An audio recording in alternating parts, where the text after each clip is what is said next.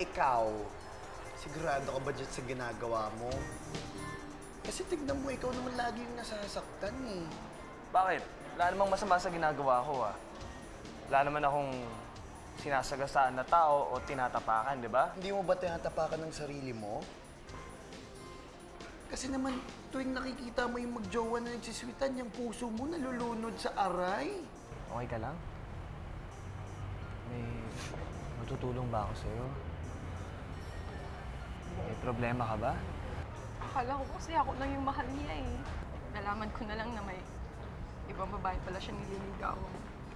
Gusto mo ba kausapin ko siya? Gagawin mo yun para sa akin? Oo, gawin ko para sa'yo. Ano ng mukha mo eh? Kapal ng mukha mo. Ano kala mo? Taas-taas ang tingin mo sa sarili mo? Ano? Ha? Eh, mas maton pa ako sa'yo eh! Kapalag ka!